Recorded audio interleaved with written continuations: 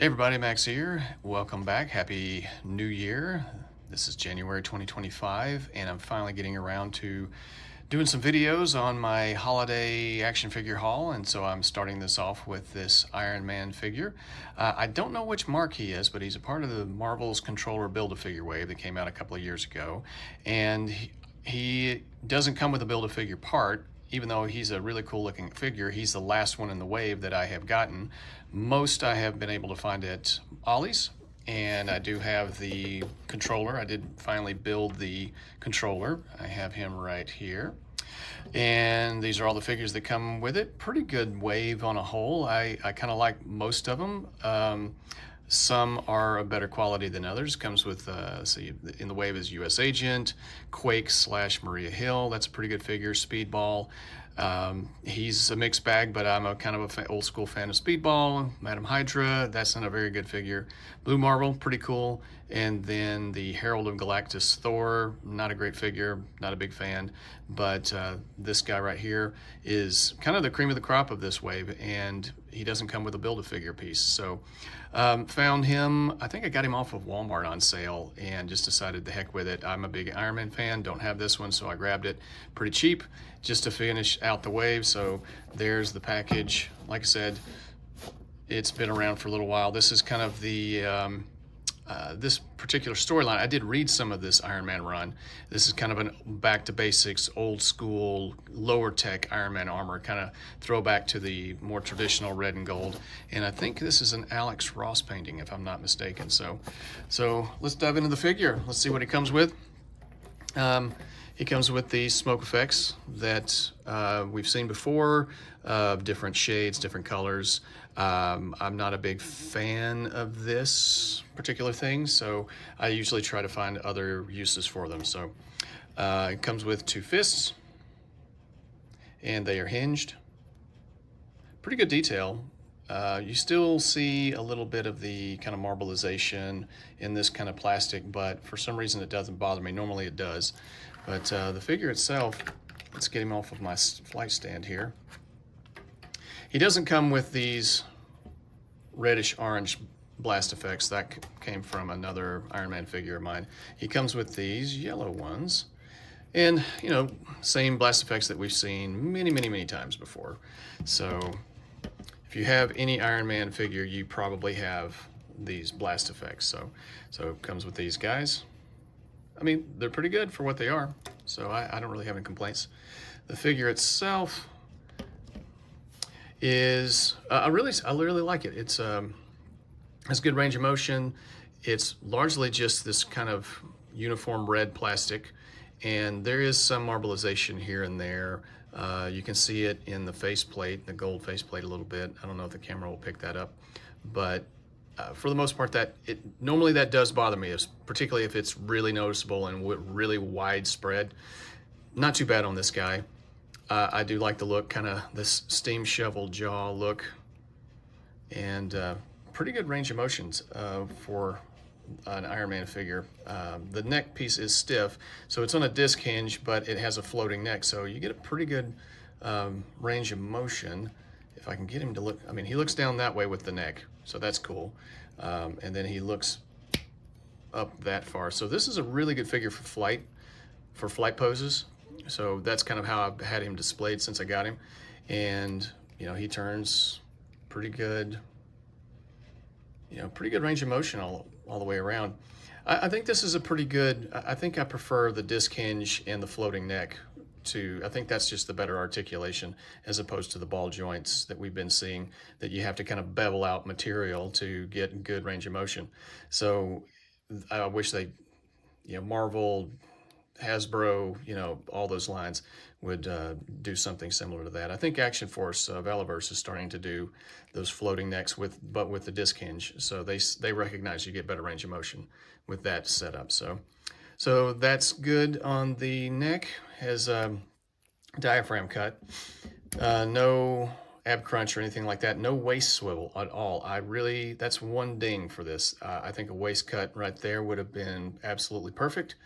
But he does have a pretty good range of motion left to right. He goes back okay. it doesn't go very far forward, which, you know, everybody seems to think that, I mean, I've seen some good diaphragm cuts, but for the most part, diaphragm cuts like this just, I mean, yeah, you get some side to side, but there's not much forward bend. You get a better forward bend for a lot of, with a lot of figures that have the traditional ab crunch. I mean, yes, those can kind of get a little floppy. You know, there have been some bad ones, but on a whole, I kind of like that. I'm okay with a traditional ab crunch and a waist swivel, so I wish they had added that here. Range of motion is pretty good. You get a pretty good T-pose. The pauldrons are soft enough plastic that you can get a good T-pose and it doesn't fight against you. So that's about as far forward as I'm willing to go. And once they're back down, you know, they do eventually snap back into place. So it's pretty good. And then of course, all the way around. Good bicep swivel, really solid. I rate this one up next to the Extremist armor, which is probably my favorite Ironman armor. This is probably my second favorite because it has pinless joints. And like I said, this is kind of I think an Alex Ross redesign of kind of his recreation of the traditional red and gold. Maybe I'm wrong about that, but I think I'm also right. So correct me in the comment section if I am right or wrong. I won't bet money on it, but I think I'm right. Comes with the open hands, and sometimes an Ironman comes with open blasting hands and they are not hinged. These are, so that is really cool. And so they do what hinged hands do. They go up and down, side to side, round and around. And pretty good range of motion as I break his wrist. And I think all of these circles are supposed to be arc reactors or something to that effect. Correct me if I'm wrong again. If you read all of that run, let me know. It's been a while. I read a good portion of it, and but it's been a while. So not crazy on the splits, and there's no drop down hips or anything.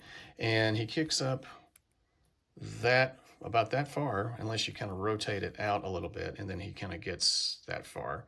So because this plastic overlay here, I mean, it completes the look, and thankfully it's soft enough but sturdy enough, kind of like up here on the shoulder, to you know, it bounces back, and it hides the thigh cut, which is pretty generous, pretty good. And but yeah, it does kind of hinder. You kind of have to get it out of the way or rotate the hip out to kind of get it to kick up that far. But you know, Ironman's not known for his martial arts fighting in his suit, even though he does know how to fight to some degree. And then there's the knee kick all the way back. Pretty good for an Ironman figure, kicking that far back.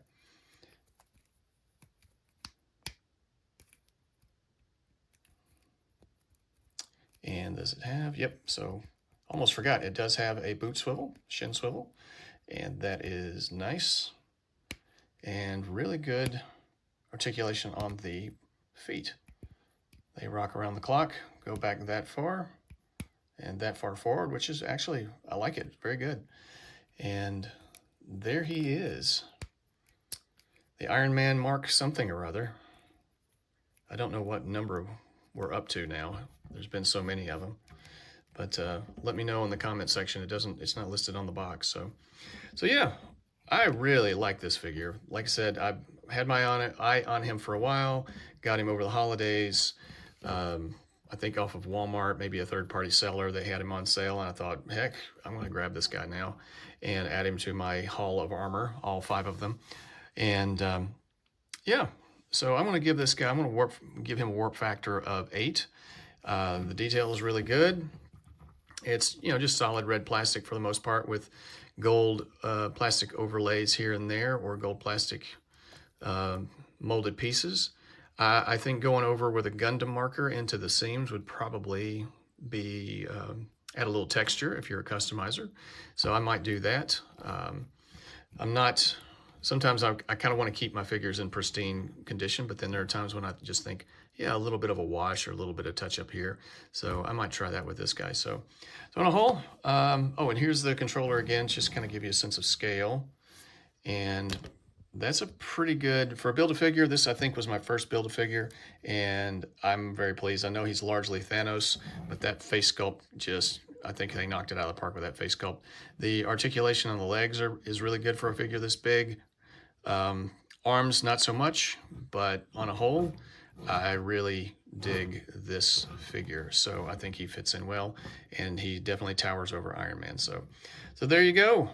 Good talking to you. Happy New Year, guys. Let me know what you think in the comment section.